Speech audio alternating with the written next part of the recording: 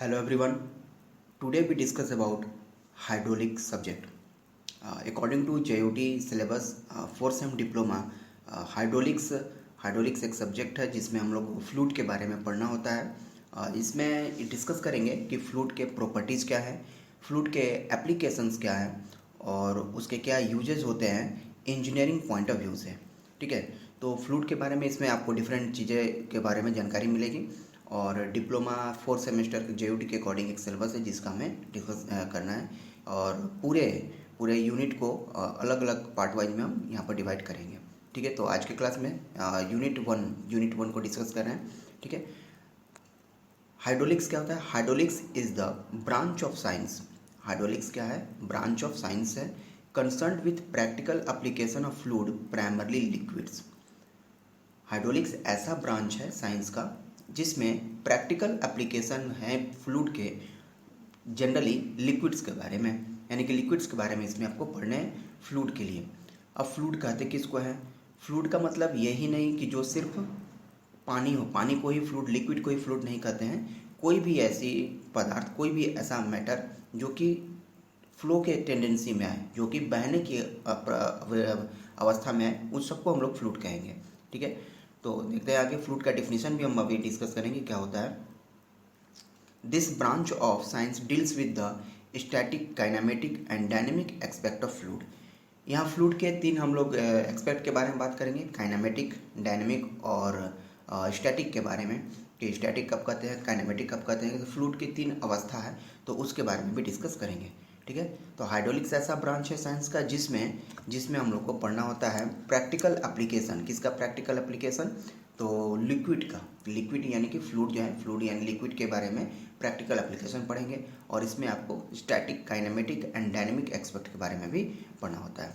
ठीक है, तो फ्लूइड को डिफाइन कैसे कर सकते हैं? फ्लूइड है एनी मैटर, कोई भी मैटर दैट कैन फ्लो, जो कि फ्लो की टेंडेंसी में आए, उसको हम लोग फ्लूइड कहेंगे।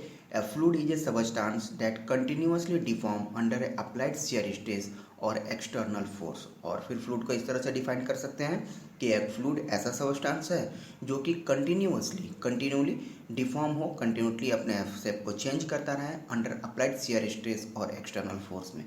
ठीक है, तो उसको हम लोग कहेंगे फ्लूइड। अब फ्लूइड के तीन अवस्थाएं हैं, कौन कौन सी? तीन प्रवृत्ति कह सकते हैं, या स्टैटिक फ्लूइड, काइनेमेटिक फ्लूइड और डायनेमिक फ्लूइड। जब फ्लूइड मतलब फ्लूइड का हम स्टडी उस अवस्था में करें जब वह स्टैटिक हो, जब वो स्थिर हो, रेस्ट पोजीशन में हो, तब उस समय हम लोग कहेंगे क्या है, वो स्टैटिक फ्लूइड है।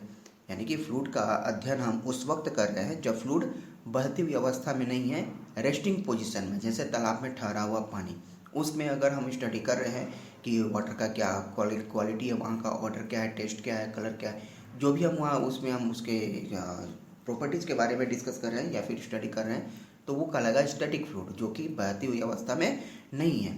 और फ्लूइड की ऐसी अवस्था जो कि बहती हुई अवस्था में हो लेकिन उस पर प्रेशर फोर्स को कंसीडर नहीं किया जाए ड्यूरिंग स्टडी ऑफ फ्लूइड, तो उसको कहेंगे काइनेमेटिक फ्लूइड। दो चीज़ का डिस्कस किए कि जब फ्लूइड जो है स्थिर अवस्था में हो, रेस्ट पोजीशन में हो, उस समय जो फ्लूइड पे स्टडी करते हैं उसको कहेंगे स्टैटिक फ्लूइड।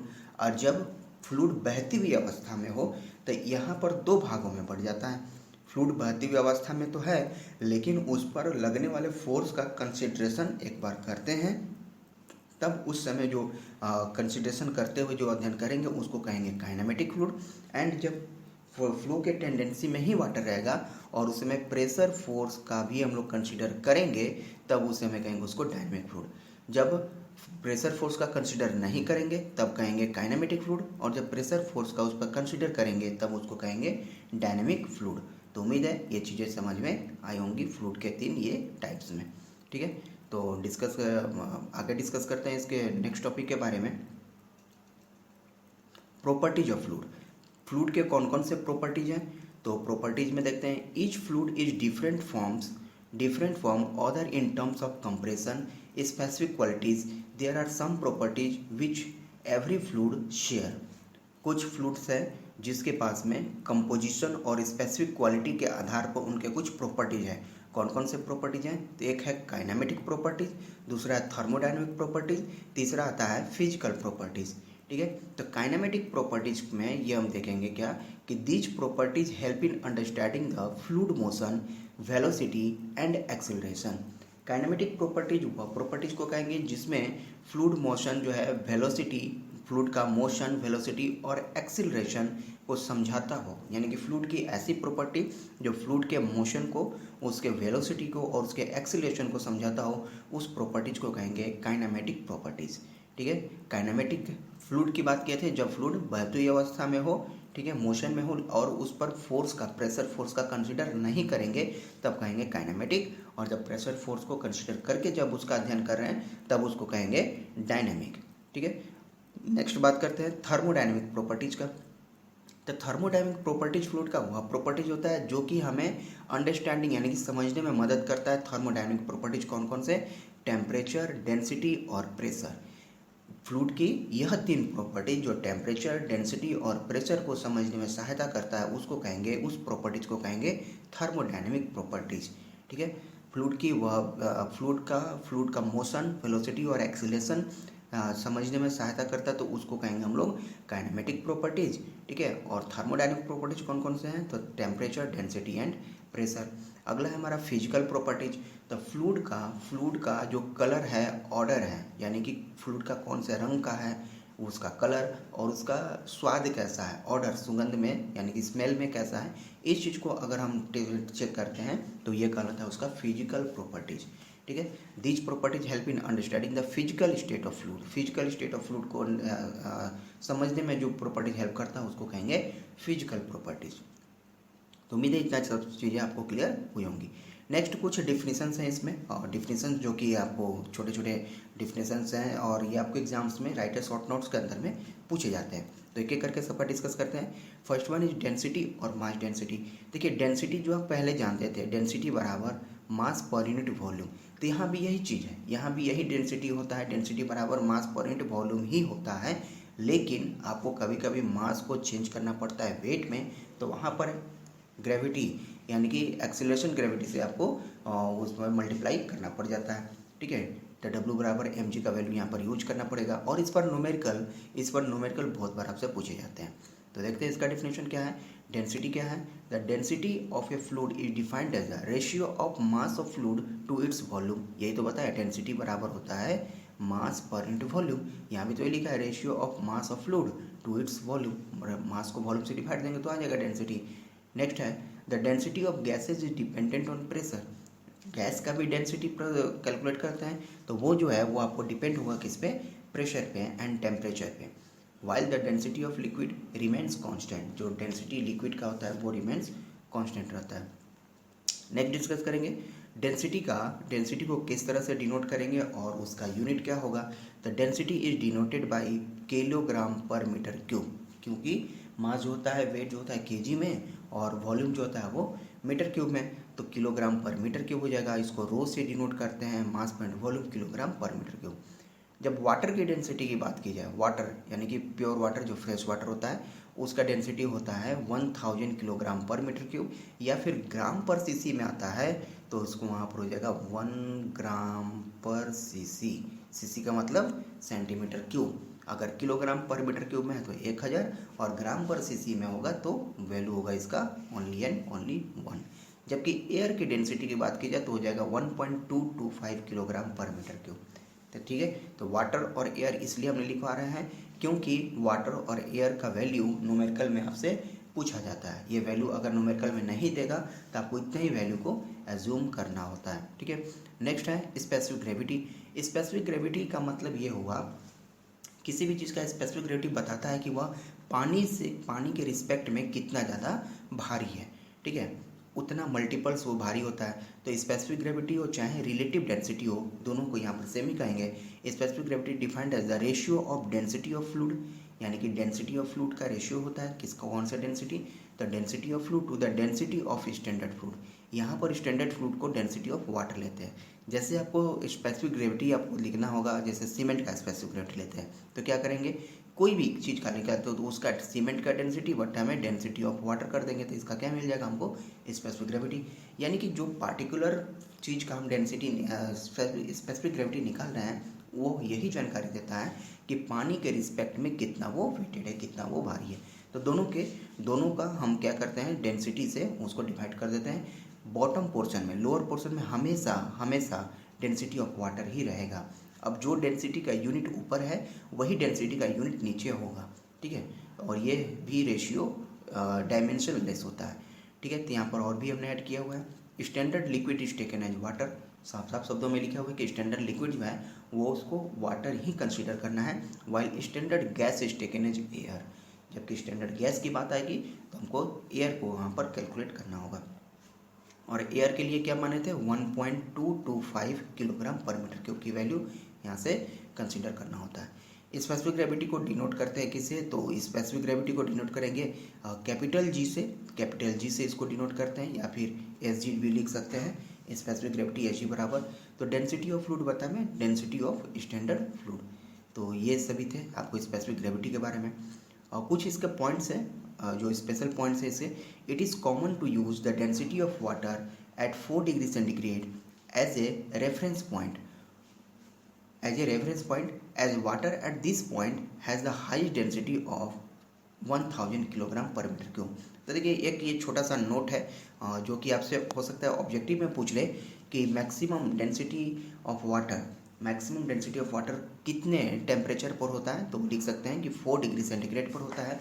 इसी टेम्परेचर पर पानी की जो डेंसिटी होती है वो मैक्सिमम पाई जाती है, कितना, 1000 किलोग्राम पर मीटर क्यूब के हिसाब से वो पाई जाती है, ठीक है। तो ये चीज़ें थी आपको डेंसिटी के बारे में।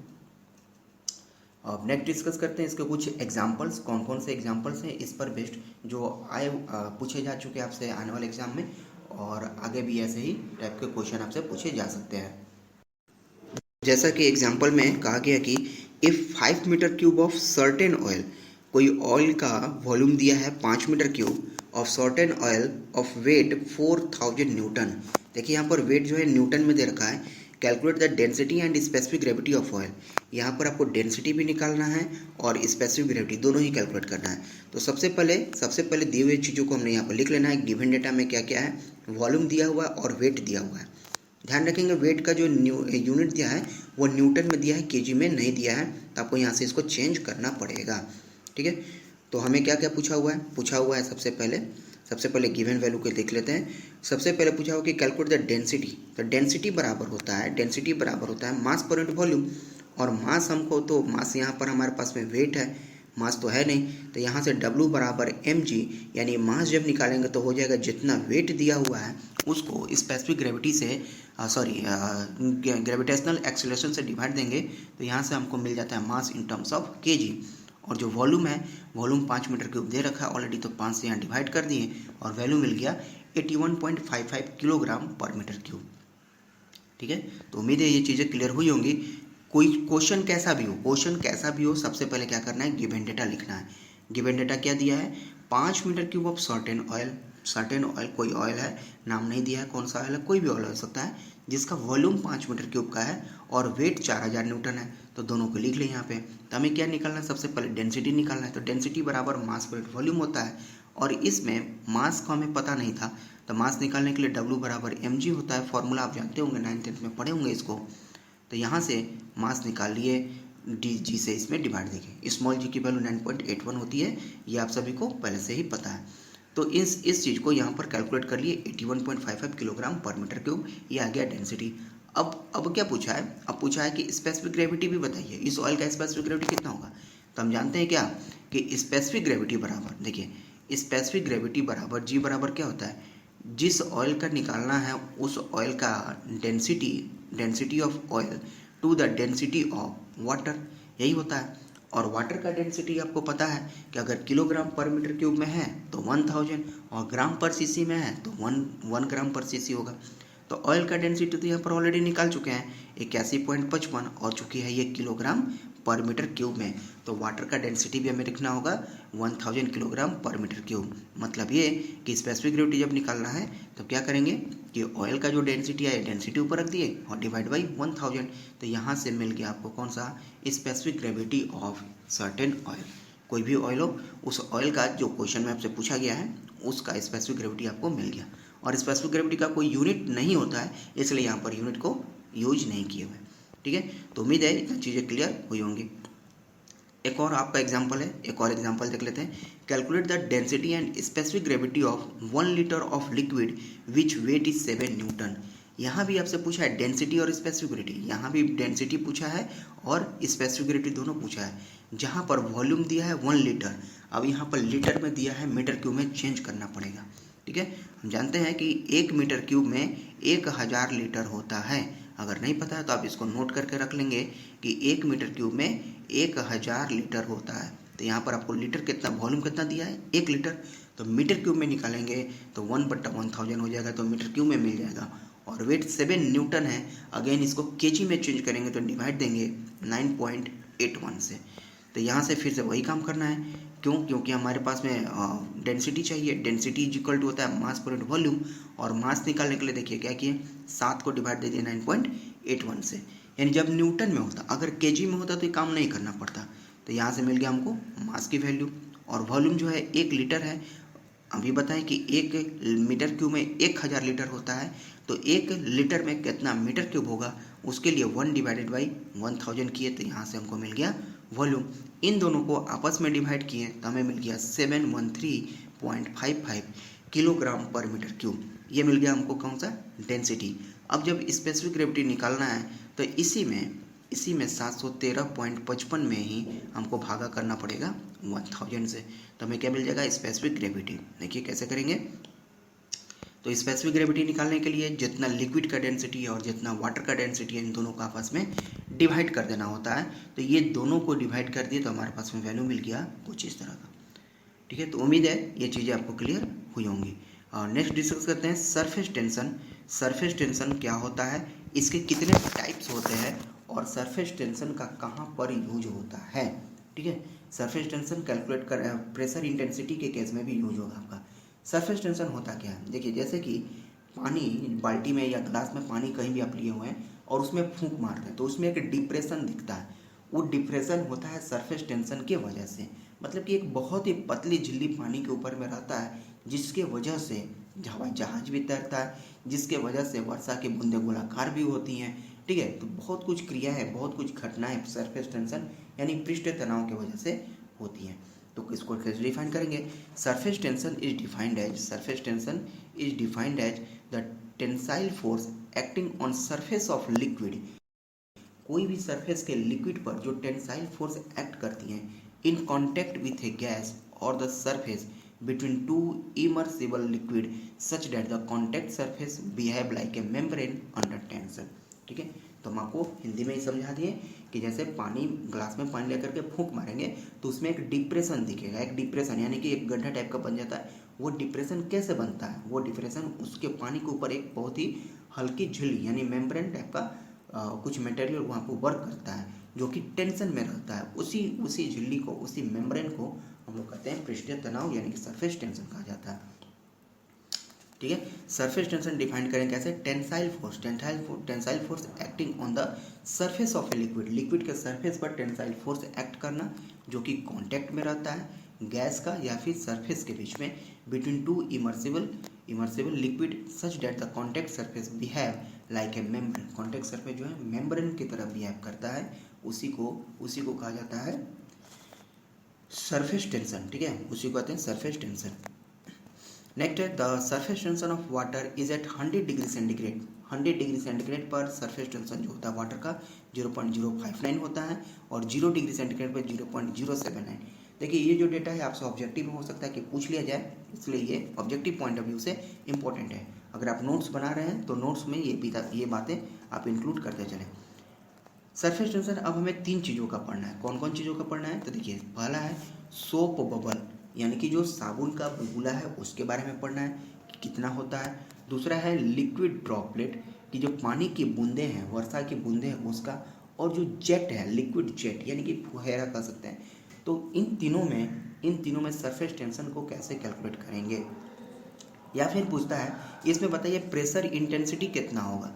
तो इन तीनों के लिए आपको डेरिवेशन की ज़रूरत नहीं पड़नी चाहिए, क्योंकि डेरिवेशन आपसे कम चांस से आपसे एग्जाम में पूछेगा। हाँ, लेकिन इस पर बेस्ट क्वेश्चन जरूर पूछेगा, तो उसके लिए आपको फॉर्मूला जरूर पता होना चाहिए।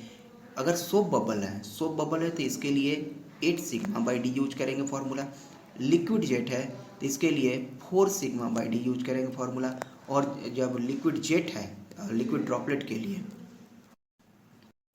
जब लिक्विड जेट है तो इसके लिए 2 सिग्मा बाई डी, जहाँ पर सिग्मा जो होता है ये सरफेस टेंशन को डिनोट करता है, डी जो है डायमीटर का डिनोट करता है, ठीक है। और ये सभी प्रेशर इंटेंसिटी निकालने के लिए फॉर्मूले हैं। कौन कौन बताए फिर से? एक है सोप बबल, ठीक है, सोप बबल जो कि साबुन का बुलबुला। दूसरा है लिक्विड ड्रॉपलेट जो कि पानी की बूंदें होती हैं, वर्षा की बूंदें का है, पानी की बूंदें का है। और तीसरा जो होता है लिक्विड जेट, लिक्विड जेट यानी कि फुहेरा, यानी कि फुहारा कह सकते हैं, तो वो चीज़ें होती हैं। तो इन सब के लिए 8 sigma by D, 4 sigma by D and 2 sigma by D value को यूज कर सकते हैं। देखेंगे इसके बारे में डिटेल्स में। जैसे लिक्विड ड्रॉपलेट है तो लिक्विड ड्रॉपलेट के लिए देखिए, हम उम्मीद करते हैं कि आपसे इसका डेरिवेशन नहीं पूछेगा। अगर डेरिवेशन पूछेगा तो मैंने यहाँ पर इंक्लूड कर रखा है डेरिवेशन को। डेरिवेशन में कुछ ज़्यादा कुछ नहीं किया गया है, ये जितना इसका सरफेस का, यानी कि लिक्विड ड्रॉपलेट की बात की गई है, तो लिक्विड ड्रॉपलेट में जो इसके सरफेस पर कितने ज़्यादा फोर्स अप्लाई होते हैं और उसको सिर्फ इक्वेट किया गया है, वहाँ से वैल्यू को जनरेट किया गया। तो इससे जो जनरेट होता है वैल्यू, वो आपका वैल्यू आपके सामने है 4 सिग्मा बाई डी, ठीक है। ड्रॉपलेट के लिए 4 सिग्मा बाई डी है। जब हॉलो बबल है, सोप बबल है, तो इसके लिए देखिए 8 सिग्मा बाई डी है। और जब आपका लिक्विड जेट है, जब लिक्विड जेट होगा तो 2 सिग्मा बाई डी होगा, ठीक है। तो तीन चीज़ के लिए सरफेस टेंशन याद रखेंगे, एक सोप बबल के लिए, दूसरा लिक्विड ड्रॉपलेट के लिए, और तीसरा लिक्विड जेट के लिए। इसके लिए होता है 8 sigma by D, 8 sigma divide by D, D diameter, sigma होता है सरफेस टेंशन। लिक्विड ड्रॉपलेट के लिए आपको हो जाएगा 4 sigma by D and liquid jet के लिए हो जाएगा 2 सिग्मा बाई डी। तो ये 3 तरह के आपको सोप बबल के लिए आप इसको याद रख सकते हैं, ठीक है। नेक्स्ट डिस्कस करते हैं कि आपको इस पर कुछ न्यूमेरिकल के बारे में, कौन कौन से इस पर न्यूमेरिकल क्या इससे पूछे जाते हैं, तो उस न्यूमेरिकल को डिस्कस कर लेते हैं। जैसे कि ये प्रीवियस ईयर का पूछा हुआ आपका क्वेश्चन है, the surface tension of water in contact with air at 20 degree centigrade is 0.0725 newton per metre. देखिए यहाँ पर सरफेस टेंशन दिया है किसका? वाटर का। वाटर अभी कैसा अभी बताया नहीं है, आगे बताएगा। इन कॉन्टैक्ट विथ एयर, जो कि एयर के साथ में कॉन्टैक्ट में है, और 20 डिग्री सेंटीग्रेड पर है, जिसका सरफेस टेंशन की वैल्यू यानी सिग्मा की वैल्यू यहाँ पर दे दिया है 0.0725 newton per metre. The pressure inside a droplet of water is to be इतना, यानी कि ड्रॉपलेट यहाँ बोल दिया क्या है, ड्रॉपलेट है। 3 चीज़ के बारे में डिस्कस किया है, सोप बबल, ड्रॉपलेट और लिक्विड जेट। यही तीनों का क्वेश्चन आता है, चौथा क्वेश्चन नहीं पूछा जाता है, चौथा आपके सिलेबस में है ही नहीं, ठीक है, चौथा होता भी नहीं है।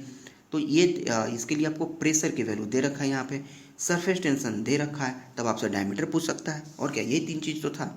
प्रेशर में अगर सोप बबल था, लिक्विड ड्रॉपलेट के लिए क्या किए, 4 सिग्मा बाई डी, एक प्रेशर है, एक सरफेस टेंशन है, तीसरा डायमीटर है। तो प्रेशर दे दिया, सरफेस टेंशन दे दिया, डायमीटर ही पूछेगा, तीसरा तो कुछ बचा ही नहीं पूछने के लिए, ठीक है। अब पूछ रहा है कि आउटसाइड प्रेशर से है, calculate the diameter of the droplet of water, ठीक है। तो वही ड्रॉपलेट ऑफ वाटर का डायमीटर पूछा है। तो सबसे पहले लिख लेते हैं क्या क्या चीज़ हमें दिया है। Pressure inside droplet of water कितना दिया है प्रेशर, यानी कि हो गया ये पी की वैल्यू, और सरफेस टेंशन यहाँ सिग्मा की वैल्यू, देखिए सिग्मा की वैल्यू इतना दे रखा है। अब क्या करना है, इसके लिए फॉर्मूला में वैल्यू को पुट कर देना है।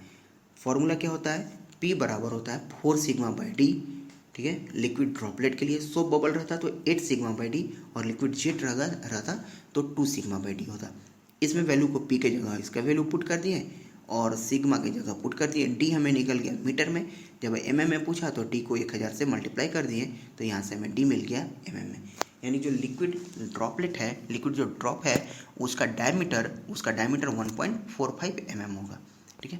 बात करते हैं एक और एग्जाम्पल का, जो कि ये भी आपको प्रीवियस ईयर में पूछा हुआ है। कहता है इसमें find the surface tension in a soap bubble. देखिए यहाँ पर मेंशन कर दिया किसका, सोप बबल का, यानी कि फॉर्मूला क्या बनेगा, 8 सिग्मा बाई डी बनेगा। किसका, प्रेशर के लिए। सोप बबल के लिए क्या निकालना है, सरफेस टेंशन, यानी सिग्मा यहाँ निकालना है। ऑफ 40 mm डाया, यहाँ डी का वैल्यू दे दिया 40 mm। देखिए यहाँ पर mm में दिया हुआ है। अगर surface tension Newton per metre निकालते हैं तो डायमीटर को चेंज करना पड़ सकता है मीटर में, तभी आपका ये एम के बजाय मीटर में आएगा, अदरवाइज mm में ही हो जाएगा। When the inside pressure is 2.5 Newton per metre square. देखिए प्रेशर की वैल्यू मीटर में दे दिया है, लेकिन डायमीटर को mm में दिया, तो यहाँ पर कन्वर्ट करना पड़ेगा। क्या करेंगे, तो तो सबसे पहले दी हुई वैल्यू को लिखते हैं, डी बराबर 40 mm, तो इसको मीटर में कन्वर्ट कर लिए। देखिए कन्वर्ट कर लिया गया है। इनसाइड प्रेशर पता है, फॉर्मूला लगा दिए, पी बराबर 8 sigma by D. Value put कर दिए, पी के जगह 2.5, सिग्मा हमें कैलकुलेट करना है और डी के जगह हमने इसके वैल्यू को पुट कर दिया। सारा वैल्यू पुट करने के बाद हमारे पास में सिग्मा मिल गया 0.0125 न्यूटन पर मीटर का। ठीक है, तो उम्मीद है ये चीज़ें आपको क्लियर हुई होंगी। एक और न्यूमेरिकल जो कि आपसे प्रीवियस ईयर में ही पूछा हुआ है। ठीक है, इसमें कहता है, इस क्वेश्चन में कहता है कि pressure outside the droplet of water, यानी कि वाटर ड्रॉपलेट के बारे में फिर से पूछा हुआ है, और जिसका डायमीटर 0.04 mm है, वहाँ पर जो प्रेशर है वो 10.32 है। कौन सा है? तो एटमॉस्फेरिक प्रेशर है। तो कैलकुलेट क्या करना है? The pressure with in the droplet, यानी कि प्रेशर ही कैलकुलेट करना है। ये आउटसाइड में आपको दे रखा है, और जिसका डायमीटर है, जहाँ पर सरफेस टेंशन इतना, यानी कि इनर प्रेशर कैलकुलेट करना है, और इनर प्रेशर कैलकुलेट करके आपको जोड़ के बताना है टोटल प्रेशर के बारे में। ठीक है, तो हम जो गिवन डेटा है पहले लिख लेते हैं। डायमीटर दिया हुआ है, डायमीटर को लिख लिए, और प्रेशर जो है आउटसाइड ऑफ एटमॉस्फेयर दे रखा है 10.32 का। तो हमें अभी 10.32 से कोई मतलब नहीं है। 10.32 में जो इनसाइड प्रेशर आएगा उसको हमें जोड़ देना होगा। सिग्मा का वैल्यू दे रखा है, सिग्मा का वैल्यू आ गया। तो इनसाइड प्रेशर हमें निकालना होगा, किसके लिए? ड्रॉपलेट के लिए। और ड्रॉपलेट के लिए फॉर्मूला क्या होता है? 4 सिग्मा बाई डी।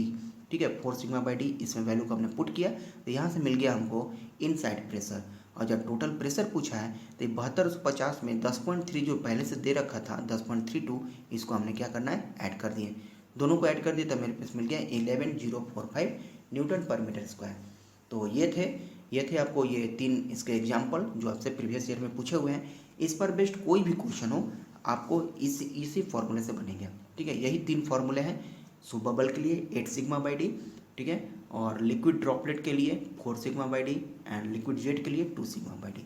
तो यही 3 चीज़ थे, इसमें आपको क्वेश्चन पूछे जाते हैं। नेक्स्ट बात करते हैं कैपिलरी के बारे में। कैपिलरिटी के बारे में कौन सा? कैपिलरिटी का मतलब क्या होता है कि जैसे केसिका नली, हिंदी में इसको केसिका नली कहता है। कैपिलरिटी का मतलब हुआ कि किसी लिक्विड से भरे हुए जार में जब कोई एक संकीर्ण पाइप उसमें डाली जाती है, ठीक है, तो लिक्विड जो है या तो ऊपर की तरफ उठता है या तो लिक्विड नीचे की तरफ। जैसे पहले जब लालटेन यूज करते थे तो लालटेन में जो तेल होता था, केरोसिन ऑयल होता था, मिट्टी तेल, वो बत्ती के सहारे ऊपर कैसे जाता था? वो कैपिलरिटी की वजह से जाता है। सरफेस टेंशन वहाँ पर मेनली है, तो कैपिलरिटी का भी रोल होता था उसमें। ठीक है, तो कैपिलरिटी यही होता है कि जैसे लिक्विड से भरे जार में जब किसी केसिका नली को डाला जाता है, ठीक है, तो वो उसमें लिक्विड जो होता है ऊपर की तरफ में राइज करने लगता है, इसी को कहा जाता है कैपिलरिटी एक्शन। ठीक है, इसको कैपिलरिटी एक्शन कहते हैं। जब राइज करता है तो कैपिलरी राइज, और जब फॉल करेगा तो कैपिलरी फॉल के नाम से जानेंगे। ठीक है, तो इसका डिफिनेशन की बात करते हैं। Capillarity is defined as a phenomenon. Capillarity एक फिनोमिनन, एक घटना है जो कि राइज या फॉल को बताता है of a liquid surface in a small tube relative to the adjacent general level of liquid. ठीक है, यानी कि बहुत ही संकीर्ण पाइप को, यानी कि जिसका डायमीटर बहुत ही कम होता है, जब उसको लिक्विड से भरे जार में डालते हैं तो उसमें देखेंगे कि लिक्विड क्या है, ऊपर की तरफ में राइज करने लगता है। ठीक है, when the tube is held vertically in the liquid, जब ट्यूब जो होगा वर्टिकली जब लिक्विड में उसको होल्ड करके रखेंगे, the rise of liquid surface is known as capillary rise, while the fall of the liquid surface is known as the capillary depression. अगर liquid जो है डिप्रेशन यानी कि फॉल्स हो रहा है तो उसको कैपिलरी डिप्रेशन के नाम से जानते हैं, और जब राइज हो रहा होता है तो उसको कैपिलरी राइज के नाम से जानेंगे। ठीक है, it is expressed in terms of centimetre और mm ऑफ लिक्विड। इसको एक्सप्रेस करते हैं सेंटीमीटर और mm ऑफ लिक्विड के टर्म्स में। जैसे कैपिलरिटी राइज के बारे में दिखाया गया कि एक कंटेनर है जिसमें लिक्विड फिल है, और इसमें किसी कैपिलरी को डाला जाता है तो उसमें जो लिक्विड है वो राइज करने लगता है। एक चीज़ और की, जैसे पानी से भरे ग्लास में, पानी और ग्लास के बीच का, और बिल्कुल भी जैसे कि हमारे पास में ग्लास है, इसमें पानी भरेंगे तो इसके बीच में एक एंगल बनता है। ठीक है, बिल्कुल भी फ्लैट नहीं रहता है, तो उस एंगल को कहा जाता है कॉन्टैक्ट एंगल। ठीक है, तो शीशा के बीच में कॉन्टैक्ट एंगल बनता है, और नॉर्मल मेटल के बीच में कॉन्टैक्ट एंगल अलग होता है। वाटर के केस में कॉन्टैक्ट एंगल अलग होगा, मरकरी के केस में कॉन्टैक्ट एंगल अलग होगा। तो ये चीज़ें थी आपको कैपिलरी राइज के बारे में। जहाँ पर बताया गया है कि स्मॉल एच जो देख रहे हैं ये small H height of liquid है ट्यूब में, सिग्मा जो है सरफेस टेंशन, थीटा जो है एंगल ऑफ कॉन्टैक्ट है between liquid and glass tube. Liquid और ग्लास ट्यूब के बीच में ये कॉन्टैक्ट एंगल को बताता है यहाँ पर थीटा। तो यहाँ से भी एक आपको फॉर्मूला जनरेट होता है, एक डेरिवेशन जनरेट होता है, और डेरिवेशन आपके लिए इम्पोर्टेंट नहीं है इसलिए डेरिवेशन को यहाँ इंक्लूड जरूर कर दिए हैं कि डेरिवेशन में दोनों को इक्वेट करना होता है, जो कि फोर्स होते हैं और वेट होता है, वर्टिकल फोर्स और उसका खुद का सेल्फ वेट, उन दोनों को इक्वेट करते हैं तो एक फार्मूला जनरेट होता है, और फार्मूला जनरेट होता है तो उसी को कहा जाता है कैपिलरी राइज का फार्मूला और कैपिलरी फॉल का फार्मूला। ठीक है, तो दोनों ही केस में फार्मूला जो होगा 4 sigma cos theta by rho G D होता है, जहाँ थीटा की वैल्यू चेंज होते रहता है। अगर वाटर है तो थीटा की वैल्यू आपको 0, मरकरी है तो थीटा की वैल्यू 130 डिग्री रखते हैं वहाँ पर थीटा की वैल्यू को। जब थीटा बहुत स्मॉल हो, बहुत छोटा हो, in the case of water, तो 4 सिग्मा बट्टा में रो जी एच हो जाता है। देखिए डेरिवेशन पर मैं जोर इसलिए नहीं दे रहा क्योंकि एग्जाम्स में आपको बहुत कम चांस है आपने डेरिवेशन पूछे, लेकिन फिर भी अगर आपको इसका प्रिपरेशन करना है तो हमने यहाँ पर डेरिवेशन को इंक्लूड जरूर कर रखा है। ठीक है, और अगर आपको इसमें कुछ डाउट हो रही है तो आप हमें मैसेज करें, हम आपको डाउट क्लियर कर देंगे। कैपिलरी फॉल के लिए जो एक्सप्रेशन है, देखिए यहाँ पर लिक्विड जो है यहाँ पर फॉल कर जाता है, तो उस केस में जो एक्सप्रेशन है ये भी आपको कुछ इस तरह से दिखेंगे। देखिए दोनों एक्सप्रेशन आपको सेम है, 4 sigma cos theta by rho G D यहाँ भी आपको देखने को मिलेंगे। If the glass tube is dipped in mercury, the tube levels of mercury will be lower than the general level of outside liquid in figure, जहाँ पर depression को show करता है स्मॉल एच की वैल्यू। यहाँ भी सेम कंडीशन को apply करते हैं, और सेम कंडीशन अप्लाई होने के बाद जो फॉर्मूला मिलता है वो 4 sigma cos theta by rho G D के रूप में मिलता है। ठीक है, तो उम्मीद है इतना चीज़ें आपको समझ में आई होंगी। थीटा जो है ग्लास के लिए, देखिए ग्लास ट्यूब और मरकरी के बीच में जब एंगल बनता है कॉन्टैक्ट एंगल, तो 128 डिग्री, जनरली 130 डिग्री का वैल्यू यूज करते हैं, अदरवाइज क्वेश्चन में आपको इसकी वैल्यू मेंशन होती है। देखते हैं कुछ एग्जांपल्स जो कि आपको इससे रिलेट करेंगे।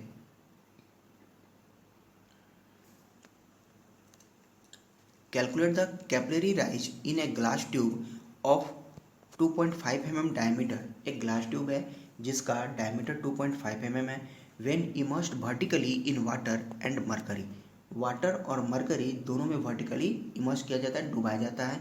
सिग्मा के वैल्यू आपको दे रखा है 0.0725 न्यूटन पर मीटर में फॉर वाटर के लिए, और सिग्मा की वैल्यू दे रखा है फॉर मरकरी के केस में। दोनों ही केस में सिग्मा की वैल्यू आपको दे रखा है in contact with air, air के साथ में कॉन्टैक्ट में है। Specific gravity of mercury theta बराबर 130 डिग्री फॉर मेजरमेंट्स, सारा वैल्यू दे रखा है। सभी वैल्यू को क्या करेंगे, एक एक करके लिखते हैं। सबसे पहले डायमीटर जो दे रखा है एमएम में, इसको मीटर में कन्वर्ट कर लिए। सिग्मा जो हमें दिया है वाटर का, वाटर की वैल्यू सरफेस टेंशन, और वाटर का जो मरकरी का जो सरफेस टेंशन है उसके लिए वैल्यू, दोनों का हमें कैलकुलेशन अलग अलग करना होगा क्योंकि दोनों के लिए वैल्यू आपको दे रखा है। ठीक है, अब देखिए वाटर के लिए कैपिलरी हाइट की वैल्यू फॉर्मूला यहाँ पर लगाए। इसमें थीटा की जरूरत नहीं था क्योंकि वाटर के केस में थीटा वहाँ पर 0 डिग्री बनता है, नहीं बनता है। मरकरी के केस में थीटा की वैल्यू दे रखा था, क्वेश्चन में कितना दे रखा था, तो 130। देखिए क्वेश्चन में ये थीटा की वैल्यू आपको मेंशन रहेगा, अगर नहीं है तो आप 130 ही मेंशन करेंगे, वहाँ पर 130 ही एज्यूम करेंगे। दोनों से एच की वैल्यू यहाँ से निकालिए और यहाँ से हमारा क्वेश्चन कंप्लीट होता है। ठीक है, तो ये चीज़ें थी आपको इससे रिलेटेड एक न्यूमेरिकल। नेक्स्ट टॉपिक डिस्कस करते हैं विस्कोसिटी के बारे में। देखिए विस्कोसिटी क्या होता है, विस्कोसिटी का मतलब होता है कि लिक्विड के बीच में, लिक्विड जो होता है एक लेयर्स में नहीं होते हैं, डिफरेंट डिफरेंट लिक्विड्स में होते हैं, सॉरी लेयर्स में होते हैं, तो उनके लेयर के बीच में जो फ्रिक्शन जनरेट होता है, कोई लिक्विड गाढ़ा होता है, कोई लिक्विड पतला होता है। जैसे पानी और मध का एग्जांपल लेते हैं, मध को अगर हम किसी इंक्लाइन सरफेस पर रखेंगे तो एक उसके मूव करने का जो स्पीड होगा, और एक नॉर्मल वाटर को उसी इंक्लाइन सरफेस में मूव कराएंगे तो उसका स्पीड, दोनों के स्पीड में फ़र्क होगा। नॉर्मल वाटर जल्दी मूव कर जाएगा, जबकि मध जो है हनी वो जल्दी मूव नहीं करेगा। क्यों नहीं करेगा, क्योंकि मध यानी कि हनी है उसके लिक्विड के सरफेस के बीच में, लेयर्स के बीच में फ्रिक्शंस लगते हैं, और उसी को कहा जाता है विस्कोसिटी। मतलब विस्कोसिटी को हम इस तरह से डिफाइन कर सकते हैं कि फ्रिक्शन बीच में बिटवीन लेयर्स ऑफ लिक्विड्स के बीच में जो लेयर्स है उसके बीच में जो फ्रिक्शन जनरेट होता है उसी को विस्कोसिटी कहते हैं। जिसमें फ्रिक्शन बहुत ज़्यादा होगा विस्कोसिटी उसका ज़्यादा होगा। देखिए इसको डिफाइन कैसे किया है, viscosity is defined as the property of a fluid which offers resistance. देखिए रेसिस्टेंस ऑफर करता है to the movement by one layer of fluid to over another adjacent layer of fluid is known as viscosity. जो resistance offer करता है, और resistance कैसे offer होगा, तो फ्रिक्शन की वजह से होगा। The top layer causes A shear stress on the adjacent lower layer while the lower layer causes shear stress is proportional to the rate of change of velocity with respect to y। ठीक है, तो इसके बारे में viscosity के बारे में आपको यही चीज़ बताया गया कि यह जो होता है इसको टाउ से डिनोट करते हैं, और टाउ जो होगा ये du/dy का प्रोपोर्शनल होता है, डायरेक्टली प्रोपोर्शनल होता है। ठीक है, जो कि टॉप लेयर जो है लिक्विड का टॉप लेयर कॉज करेगा शियर स्ट्रेस के लिए, शियर स्ट्रेस जनरेट करता है एडजेसेंट लोअर लेयर पे, जबकि लोअर लेयर कॉज करेगा शियर स्ट्रेस, और यही प्रोपोर्शनल होता है एक दूसरे का rate of change of velocity with respect to Y के लिए। और इसी को न्यूटन्स लॉ भी कहते हैं, विस्कोसिटी का न्यूटन्स लॉ भी इसी को कहा जाता है कि जो शियर स्ट्रेस है वो डायरेक्टली प्रोपोर्शनल होता है rate of change of shear stress का। इसी को हम लोग टाउ से डिनोट करते हैं और यहाँ से ये वैल्यू मिल जाती है। तो ये फॉर्मूला आपको विस्कोसिटी के टर्म्स में याद रखना होगा, tau equal to mu du/dy, जहाँ पर du जो होता है वेलोसिटी को डिनोट करता है और dy जो होता है डिस्टेंस को डिनोट करेगा। यहाँ म्यू जो है प्रोपोर्शनैलिटी कांस्टेंट है जिसको कोएफिशिएंट ऑफ विस्कोसिटी कहेंगे, और टाउ जो है शियर स्ट्रेस कहेंगे। ठीक है, तो यहाँ पर लिखे भी हैं एब्रिविएशन में कि म्यू जो है, म्यू क्या है, कोएफिशिएंट ऑफ विस्कोसिटी, और डायनेमिक विस्कोसिटी और विस्कोसिटी कहते हैं इसको। टाउ जो है शियर स्ट्रेस है, du/dy rate of change of shear strain या फिर वेलोसिटी ग्रेडियंट, इसको वेलोसिटी ग्रेडियंट भी कहा जाता है। और यहाँ पे जो यूनिट है ना विस्कोसिटी का बहुत इंपॉर्टेंट है, न्यूटन पर मीटर स्क्वायर, जिसको हम लोग पास्कल कहते हैं। ठीक है, और इसको एक और भी यूनिट है विस्कोसिटी का सीजीएस यूनिट में, ये तो हो गया एसआई यूनिट, सीजीएस यूनिट में होता है वाइज। एक वाइज की वैल्यू 1/10 न्यूटन सेकेंड पर मीटर स्क्वायर के बराबर होता है। देखिए दूसरा जो इस विस्कोसिटी का दूसरा यूनिट जो है ये पॉइज कहा जाता है। 1 पॉइज बराबर 1/10 न्यूटन सेकेंड पर मीटर स्क्वायर के बराबर होता है। ठीक है, तो इसका 2 यूनिट है, एक हो गया पास्कल और दूसरा होता है पॉइज के लिए। तो इन दोनों में कन्वर्जन करने आना चाहिए। ये यूनिट बेस्ड बहुत ज़्यादा क्वेश्चन आपसे पूछा जाता है, यूनिट में डिफरेंस क्रिएट करके आपसे क्वेश्चन इससे पूछा जाता है। नेक्स्ट डिस्कस करते हैं कि टाइप्स ऑफ विस्कोसिटी कौन कौन से हैं। तो एक है आपको काइनेमेटिक विस्कोसिटी मिलेंगे।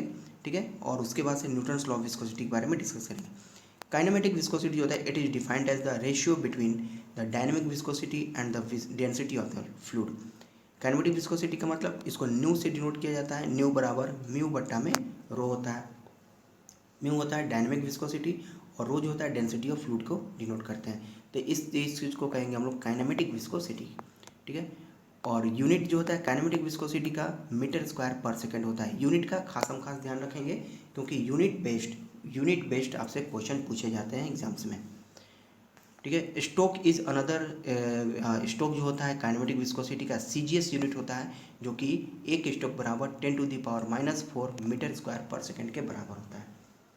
डायनेमिक विस्कोसिटी का जो ऊपर देख रहे थे आपका डायनेमिक विस्कोसिटी म्यू, उसके लिए जो था विस्कोसिटी का जो यूनिट था मीटर स्क्वायर, आपको जो था पॉइज में था, पॉइज में और पास्कल्स में था, न्यूटन सेकेंड पर मीटर स्क्वायर के लिए था। और यहाँ पर जो यूनिट है आपको जस्ट उसका ऑपोजिट मीटर स्क्वायर पर सेकेंड है। और जो इसका सीजीएस यूनिट है वो है 1 स्टोक। स्टोक कहा जाता है सीजीएस यूनिट, और पॉइज सीजीएस यूनिट किसका है, विस्कोसिटी का। नेक्स्ट डिस्कस करते हैं इसमें न्यूटन्स लॉ ऑफ विस्कोसिटी। और न्यूटन्स लॉ यही कहता है कि शियर स्ट्रेस जो है डायरेक्टली प्रोपोर्शनल होगा rate of change of shear strain का, या फिर शियर स्ट्रेस ऑफ विस्कोसिटी के लिए कहेंगे इसको। It state that the shear stress on a fluid element layer is directly proportional to the value of shear strain, या फिर इसको वेलोसिटी ग्रेडियंट भी कहते हैं। The coefficient of proportionality is called coefficient of viscosity, इसको coefficient of viscosity के नाम से भी जानते हैं। ठीक है, fluid which obey the above relation are known as Newtonian fluid.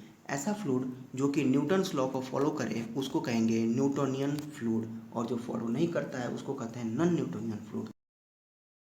आगे डिस्कस करेंगे फ्लूइड के टाइप्स के बारे में कि डायलेंटेंट फ्लूइड कौन होता है, बिंघम कौन होता है। ठीक है, और स्यूडो प्लास्टिक फ्लूइड कौन सा होता है, न्यूटनियन फ्लूइड, नॉन न्यूटनियन तो आपको बता दिए। जो न्यूटन्स लॉ ऑफ विस्कोसिटी को फॉलो करे उसको न्यूटनियन, जो विस्कोसिटी के लॉ को फॉलो नहीं करे नॉन न्यूटनियन कहेंगे। ठीक है, तो ये सब चीज़ें थी आपको विस्कोसिटी के बारे में। अब देखते हैं कुछ इसके एग्जाम्पल्स जो आपसे पूछे हुए हैं प्रीवियस ईयर में पेपर में। एक क्वेश्चन है जिसमें a plate 0.025 mm distance from a fixed plate. एक प्लेट है जो कि दूसरे प्लेट से, देखिए ये टॉप प्लेट है, दूसरे प्लेट से कितना डिस्टेंस पर है, 0.025 mm डिस्टेंस पर है। ठीक है, मूव एट 60 सेंटीमीटर पर सेकेंड, जो कि जिसका स्पीड जो है, किसका स्पीड, ऊपर वाले प्लेट का स्पीड 60 सेंटीमीटर पर सेकेंड का है। एंड रिक्वायर्ड ए फोर्स, और फोर्स की उसको ज़रूरत है 2 newton per metre square to maintain this speed, यानी कि इसको फोर्स की ज़रूरत है 2 न्यूटन पर मीटर स्क्वायर का, ताकि ये 60 सेंटीमीटर पर सेकेंड की स्पीड को क्या रख सके, मेंटेन रख सके। और ये फोर्स देगा कौन इसको, फोर्स इसमें देगा इसमें बहने वाला लिक्विड। ठीक है, तो बहने वाला लिक्विड इसको फोर्स दे रहा है, तो कहता है कि ये फोर्स कैसे देगा, determine the fix viscosity between the plates, इन दोनों प्लेट के बीच में आप फिक्स विस्कोसिटी को बताइए, ताकि वो उतना उसको लोड प्रोवाइड करे, ताकि वो अपना प्लेट का स्पीड क्या रखे, मेंटेन रखे। मतलब कहने का कि आपको यहाँ पर विस्कोसिटी कैलकुलेट करना है। ठीक है, आपको यहाँ पर विस्कोसिटी कैलकुलेट करना है, वही बताना है। देखिए क्या क्या दिया हुआ है, तो डिस्टेंस है तो क्या होगा dy mm में दिया तो इसको मीटर में कन्वर्ट कर लिया। वेलोसिटी दिया है मतलब du दिया हुआ है 60 सेंटीमीटर, तो इसको 0.6 मीटर पर सेकंड में कन्वर्ट कर लिया। और शियर स्ट्रेस टाउ आपको दे दिया 2 न्यूटन पर मीटर स्क्वायर का। अब इन सारे चीज़ों को हमने कहाँ रखना है, इस फॉर्मूले में पुट कर देना है।